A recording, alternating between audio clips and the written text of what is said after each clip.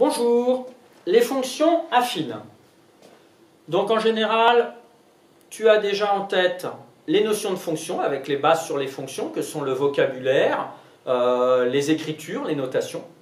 Bien souvent, tu as déjà vu également ce que sont les fonctions linéaires. Et on va voir maintenant des fonctions un peu plus générales qu'on appelle les fonctions affines. Alors, les fonctions affines, dans cette séquence, on va acquérir des connaissances et des compétences que sont représenter une fonction affine, et donc en même temps savoir ce qu'est une fonction affine, lire et interpréter les paramètres d'une fonction affine suivant l'allure de sa courbe représentative.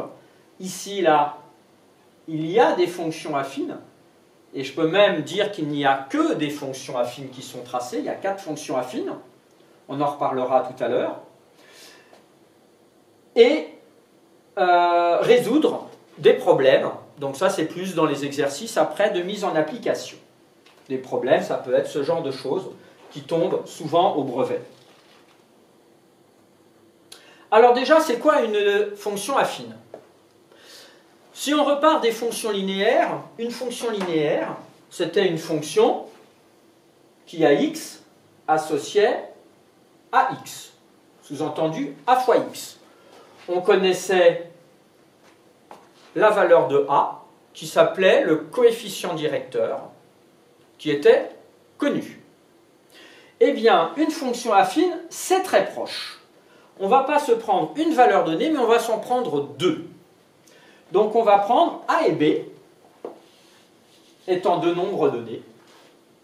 Et à ce moment-là, la fonction affine de coefficient a et b est une fonction qui, à tout nombre x, associe le nombre ax plus b. Donc la nouveauté, fonction linéaire, c'était que ax. Une fonction affine, on rajoute plus b. On multiplie x par le coefficient a, puis on ajoute petit b. Voilà la définition d'une fonction affine. On peut noter, tout comme les fonctions linéaires, si elle s'appelle f, elle est telle que ax, on associe, c'est la même flèche, c'est toujours la flèche des fonctions, ax plus b. Donc définition importante.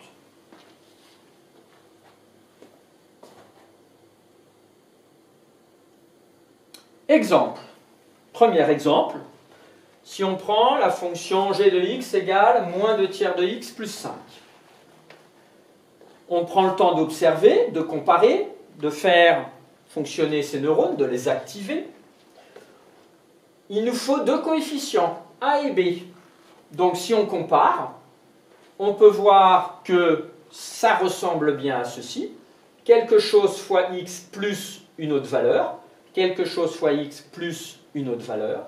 Donc c'est bien une fonction affine, et les coefficients, ils sont bien au nombre de 2. Le premier, on les met toujours dans l'ordre de la lecture. Le premier, c'est moins 2 tiers, et le deuxième, c'est 5. Deuxième exemple, présenté autrement, la fonction qui associe à x le nombre 3x moins 2 est une fonction affine. Si on prend le temps d'observer, ça y ressemble. Même à cause du moins, parce que dans notre tête, on peut se dire que 3x moins 2, c'est pareil que 3x plus moins 2. Et dans ces cas-là, on voit mieux les coefficients. Le premier coefficient est 3, et le deuxième coefficient est moins 2.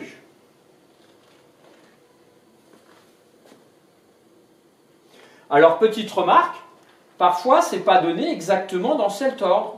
Celle-ci, par exemple, on aurait pu aussi l'écrire moins 2 plus 3x. Et dans ces cas-là, nos coefficients auraient toujours été mis dans l'ordre. Il faut toujours donner d'abord le coefficient qui est avec le x, puis le coefficient tout seul qui correspond au b. Donc en fait, si ceci vous est donné dans un exercice, il faut faire ce petit travail mental d'abord comme ça, pour pouvoir éviter les étourderies pour déterminer les deux coefficients.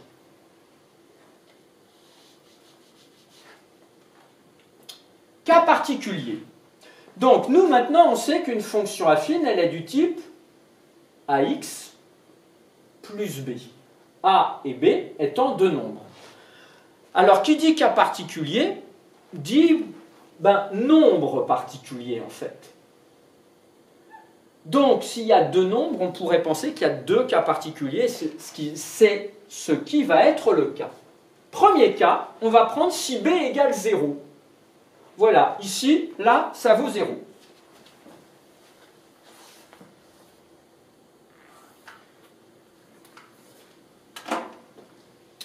Si b égale 0, si là on avait f de x, si on a donc, à ce moment-là, dans notre tête, ax plus 0, et ax plus 0, plus simplement, ça fait ax. Et si tu connais bien tes cours précédents, à ce moment-là, ceci, ça te fait forcément penser à une fonction linéaire. Donc, si b égale 0, alors f de x égale à x. Et f est aussi une fonction linéaire de coefficient a. J'insiste sur le aussi, ça veut dire que c'était une fonction affine, et en plus, c'est aussi une fonction linéaire. Cela signifie que toutes les fonctions linéaires que tu as vues dans le passé, en fait, ce sont aussi des fonctions affines, mais très particulières. Deuxième cas, donc on repart toujours d'une fonction affine, là on avait dit b égale 0. Bah tiens, on pourrait se dire aussi que a égale 0 ici. Si a égale 0, dans ce cas-là, on va avoir f de x égale 0x plus b. 0 fois quelque chose, 0, ça tu le sais bien. Donc ça fait 0 plus b, et plus simplement, b. f de x égale b. Ça veut dire que on n'aura plus de x ici. Donc ce sera b qui sera toujours. Et b, il est connu. Et comme b, il est connu, on va dire qu'à ce moment-là, f est aussi une fonction constante. Puisque le résultat sera constamment b. On va voir ça après dans un exemple. Donc maintenant, tu sais ce qu'est une fonction affine, elle ressemble à ça. Parmi les fonctions affines, on peut avoir une fonction linéaire, qui est un cas particulier, ou bien une fonction affine, une fonction constante, pardon, qui est un autre cas particulier. Donc important ces deux cas particuliers, surtout en vue de la seconde.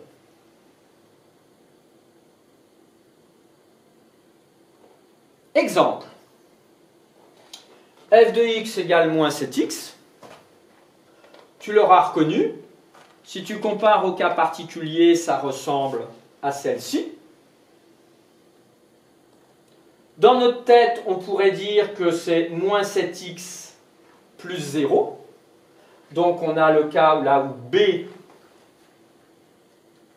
b égale 0. Et donc, c'est une fonction affine, mais qui est aussi une fonction linéaire. Elle est les deux à la fois. Deuxième exemple, g de x égale 3,5.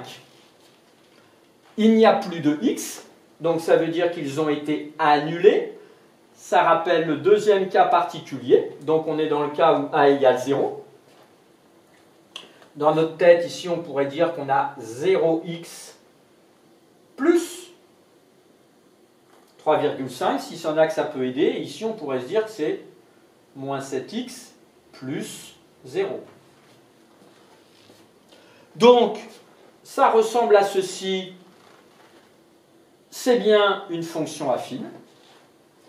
mais c'est constamment 3,5, donc c'est aussi une fonction constante.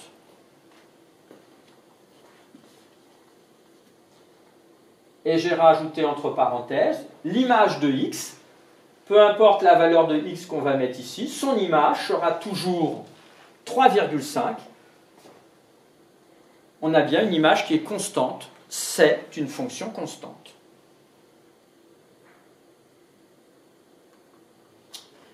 Enfin, on va passer à la représentation graphique comme pour les fonctions linéaires.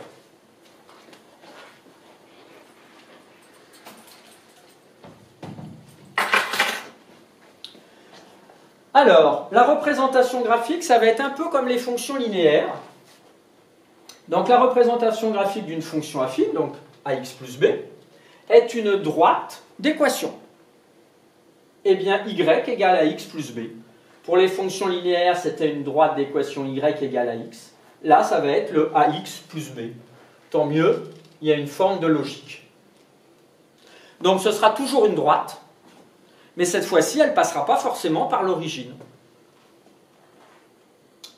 Le coefficient a, il porte toujours le même nombre dans la fonction linéaire, c'est normal, c'est toujours le petit a. Ici, on disait que petit a était le coefficient directeur, c'est toujours le coefficient directeur. C'est lui qui va indiquer comment la droite, elle s'incline. Et puis b, il porte un nom aussi particulier, ce coefficient, il s'appelle l'ordonnée à l'origine pour la droite. On verra tout à l'heure dans un exemple pourquoi il porte ce nom-là. Il y a une certaine logique, il y a un sens qui va aider à mémoriser ce ordonnée à l'origine. Propriété importante avec du vocabulaire, des définitions aussi importantes.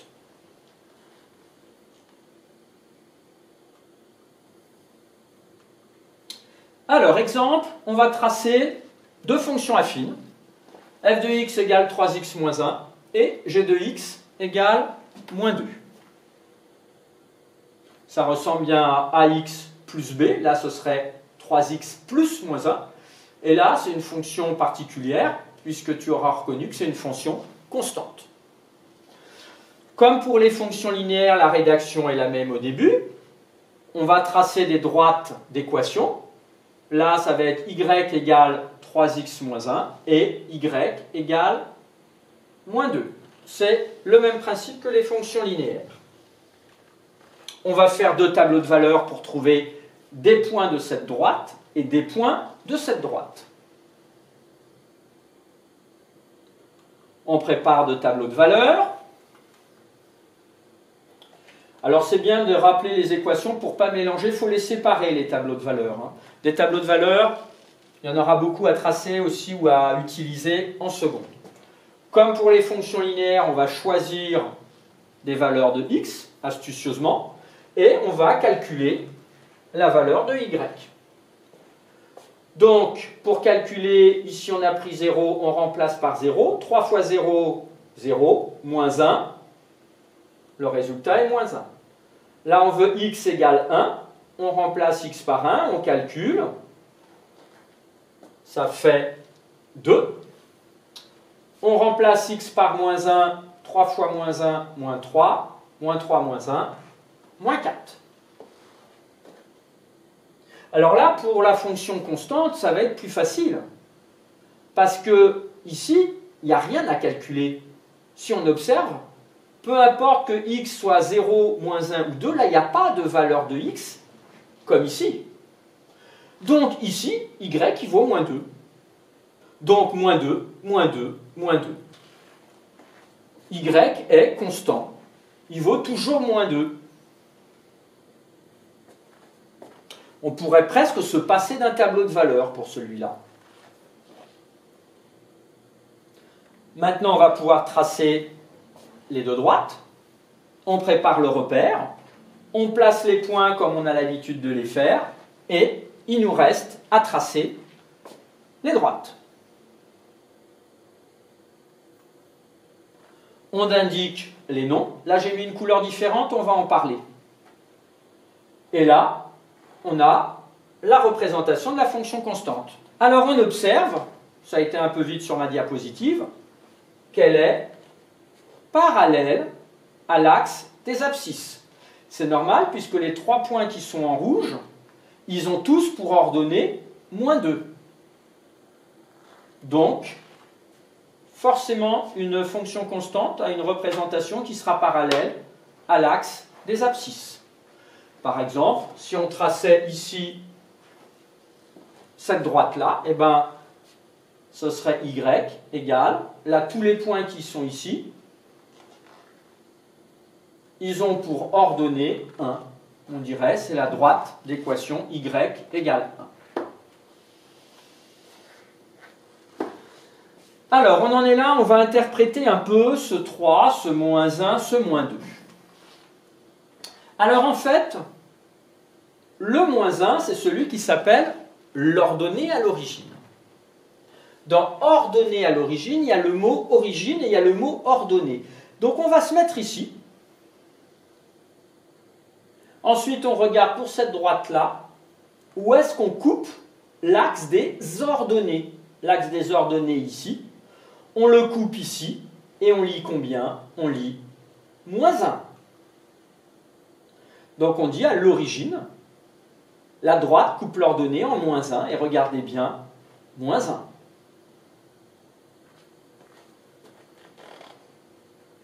Ensuite, le 3, on l'avait vu dans les fonctions linéaires. Ça veut dire que si on avance de 1, puisque ici on pourrait se dire dans notre tête, c'est comme si on divisait par 1, et bien après, pour rejoindre la droite, on se déplace de 3 dans le sens positif, donc c'est +3, c'est bien cette valeur-là.